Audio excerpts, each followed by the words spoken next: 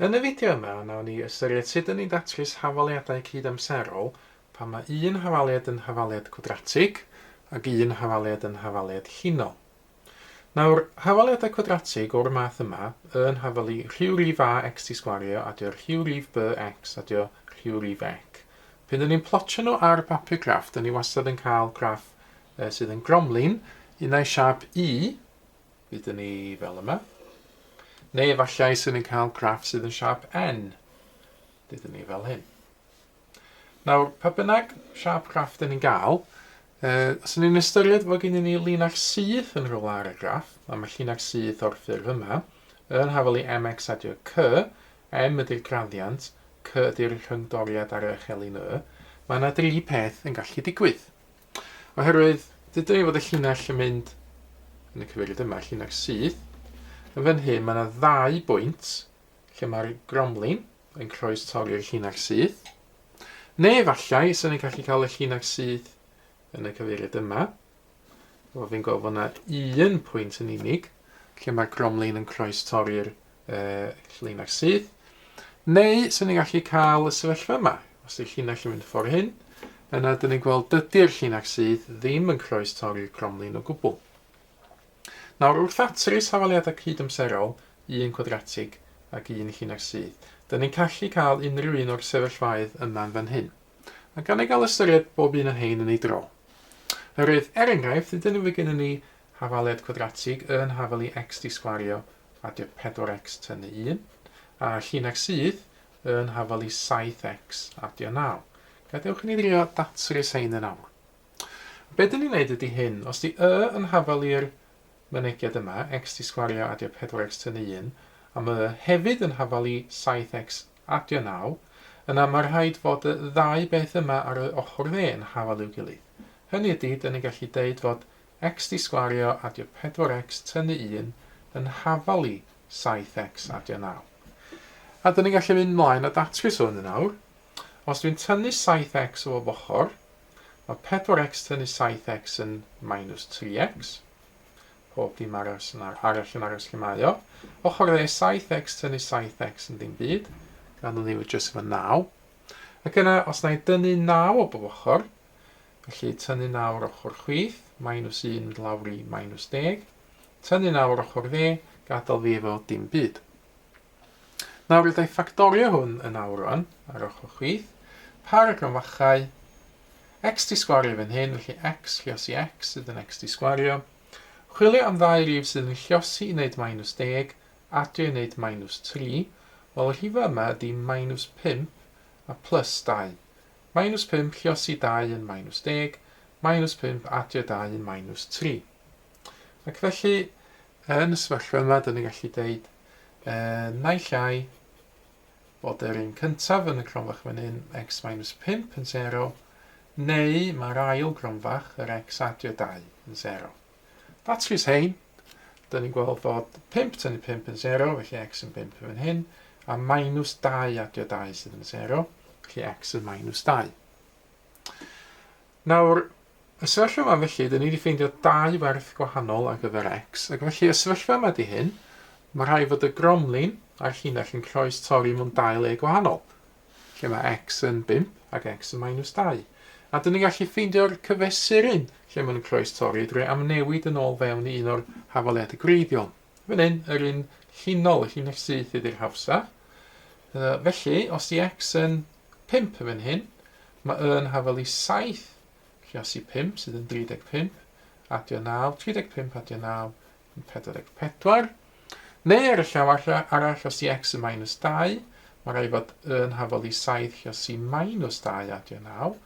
7 lliosi minus 2, minus 14, minus 14 adio 9 yn minus 5.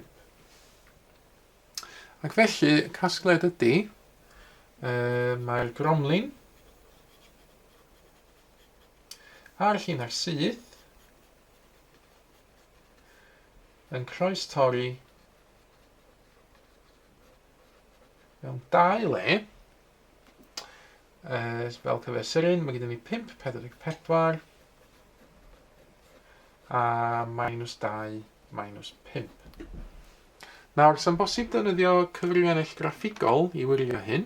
Dyma ni cyfrifennu graffigol fan hyn. Gan i reid yr hafaliad cyntaf fel, be oedd o x di sgwario adio 4x tynnu 1. Felly x di sgwario adio 4x tynnu 1. A'r linell oedd 7x adio 9 yn hafalu 7x adio 9. Nawr, os ei ofyn am graff o'r sefyllfa yma wan, dwi'n gweld fod gen i fi gromlin siap I, a dyma fo'r llinell syth 7x adio 9. Mae yna un croestoriad efo'n hyn, dyn ni weld, wedyn dych chi'n gallu dychmygu, sy'n ni'n ymestyn y llinell ag ymestyn y gromlin, os yna le arall sy'n yn croestori yn bellach ymlaen.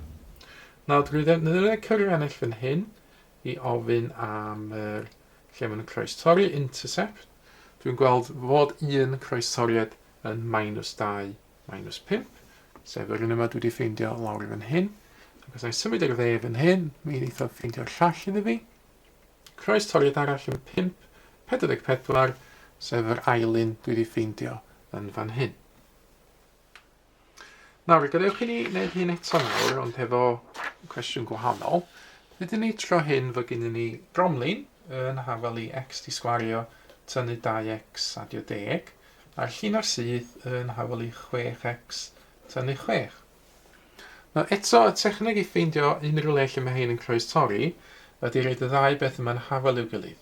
Felly, yn hafalu x di sgwario tynnu 2x adio 10, a hefyd yn hafalu 6x tynnu 6, mae hynna'n golygu fod rhaid i x di sgwario tynnu 2x adio 10 fod yn hafalu 6x tynnu 6. Ac felly, fan hyn wan, os wy'n tynnu 6x i ffwrdd o bob ochr, x di sgwario tynnu 8x adio 10 ar ochr chwith, a just -6 ar ochr dde. Ac yna, os wy'n adio 6 i bob ochr, x di sgwario tynnu 8x adio 16 sydd yn hafalu 0. Nawr ydy drio ffactorio hwn eto. Mae o'n cychwyn efo x di sgwario, felly x ac x. Lluosi hynna i gael x di sgwario. A wedyn dau rif sy'n ei lluosi wneud 16 adio wneud -8. Wel, y ddau rif sy'n gweithio ydy -4 a -4 eto. Lluosi hynna, mae yn plus 16. Adio hynna dwi yn cael -8. Yn y sefyllfa yma, naill ai mae x tynnu 4 yn 0, neu, wel, yr un fath, x tynnu 4 yn 0. Felly, un ateb fan hyn sydd gywir, roedd datrys ein ar wahân, dwi yn ffeindio fod x yn 4 yn y ddau achos. Ac felly, beth yw y? Wel, os wy'n amnewid yn ôl i'r un yma, y llinell, mae yn hafalu 6 lluosi x, 6 lluosi 4, tynnu 6, 24 tynnu 6, felly 18. Ac felly, yn yr achos yma, mae'r gromlin a'r llinell sydd yn croestori mewn un lle, sef 4 a draws 18 i fyny. A'r cyfrifiannau, os ydyn ni eisiau gwirio hynna, so sa'n nôl wan i'r hafaliadau, cael gwared o ein regreiddiol. Nawr tro yma, x di sgwario tynnu 2x adio 10, x di sgwario tynnu 2x adio 10, a wedyn y llinell syth ydy 6x tynnu 6, 6x tynnu 6, plotio hein, lle rhaid fi symud i fyny i weld beth sy'n cynnwys lle fan hyn. Dydyn ni'n gweld y gromlin a'r llinell, wel mae'r linell yn dangiad i'r gromlin, croestori mewn un lle, a gofyn amdan yr lle mae'n croestori, yna dyn ni'n gweld, dyn ni'n cytuno o'r cyfrifennu 4, 18, a dyn ni'n ffeindio fan hyn hefyd. Un enghraifft i orffan. Gadewch i ni gael cromlin o'r ffurf yn hafalu x di sgwario adio 4x adio 9, a llinell syth o'r ffurf yn hafalu 5x adio 2. Nawr, yr enghraifft yma, yn un lle mae'r gromlin ddim yn croestori'r linell syth. So, gan i weld be fydd yn digwydd yn yr un yma. Dyn ni'n cychwyn yr un dull o'r blaen. Dyn ni'n rhaid y ddau ochr dde yn hafal i'w gilydd. Felly, x di sgwario adio 4x adio 9 yn hafal i 5x adio 2. Cael pob dim i un ochr, felly tynnu 5x o bob ochr. Ac yna i dynnu 2 o bob ochr. fel bod yr ochr dde yn 0. Nawr, so ni'n gallu trio ffactorio yr ochr chwith. X ag X yn fan hyn. Ond so ni ddim tro yma'n gallu ffeindio 2 rif yn fan hyn sy'n lluosi wneud 7 ac yn adio wneud -1. Nawr, i'r does yna gywir ddim datrysiadau fan hyn gafod hyn ddim yn croes torri.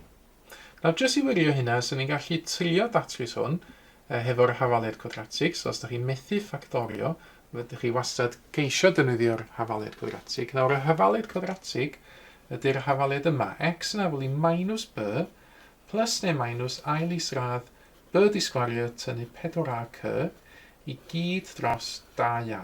Felly mae hwn yn waith o tygau arferol, a dyn ni'n defnyddio fe i ddatrys yr hafaliad cwadratig cyffredinol, a x di sgwario adio bx adio c yn hafal i 0. Nawr yn yr achos yma, hefo'r hafaliad yma, mae gennym ni 1 x di sgwario, felly mae a yn 1. Mae gennym ni minus x, felly mae b yn -1. Mae gennym ni plus 7 fan hyn, felly mae c yn 7. Yn defnyddio'r hafaliad cwadratig hefo a yn 1, b yn -1, c yn 7. Mae x yn minus b, felly minus -1 sydd yn plus 1. Plus neu minus, ail isradd, b di sgwario, felly -1 di sgwario. Ac yna tynnu 4ac, felly 4 lluosi 1 lluosi 7. A mae hwnna i gyd dros dwbl a, sydd felly yn fan hyn, dyn ni'n dwblu 1. Datblygu hwn ymellach, mae gennym ni 1 plus neu minus, ail isradd. Wel, mae -1 di sgwario, -1 lluosi -1 yn 1. Ac yna tynnu ffwrdd 4 lluosi 1 lluosi 7, sydd yn 28. Dwbl 1 ar y gwylod yn 2. Ac yna gafod 1 tynnu 28 yn -27. Be yna i orffan efo fan hyn ydy'r ffracsiwn yma. Nawr, y rheswm dwi'n gallu dweud fod yna ddim datrysiadau fan hyn ydy oherwydd yr ail isradd negatif, yr ail isradd -27. Oherwydd ar gyfrifiannau, so chi'n trio gweithio allan ail isradd o -27, so chi'n cael math error. Oherwydd does yna ddim rhif real yn bodoli, dwi'n gallu sgwario fo a cael -27. Does yna ddim ffasiwn beth a ag ail isradd -27 yn bodoli. Felly, be dwi'n gallu sgwennu ydy hyn. Ail isradd negatif, ail isradd -27, felly dim datrysiadau real. A'r sefyllfa efo'r graff ydy fasa'r gromlin ddim yn croes torri y linach syth. A gan i brofi hynna yn nawr, so ni'n estyn y cyfrifiannau graffigol eto. Mae o fan hyn. Tro yma, mod gyda fi cromlin x di sgwario adio 4x adio 9 a'r llinach sydd 5x adio 2. Nawr, trio plotio hein ar y graff. Wel, dwi'n weld o'n glir ar fan hyn.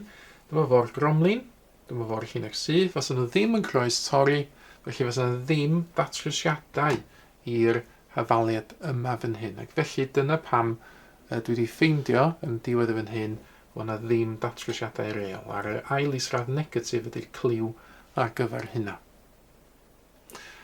Nawr, cyfle i chi rwan geisio cwestiynau ar y testyn yma. Dyma chi setiau o gromlinau llinellau sydd. Ym mhob achos, triwch weld os mae yna unrhyw ddatrysiadau fan hyn. Hynny ydy os yna unrhyw le lle mae'r gromlin yn croes torri'r linach sydd. Ac ar ôl i chi gael cyfle i edrych ar y cwestiwn yma, gawch chi wedyn wirio'ch atebion chi efo'r ateb cywir sydd yn nawr yn cael ei ddangos ar y sgrin.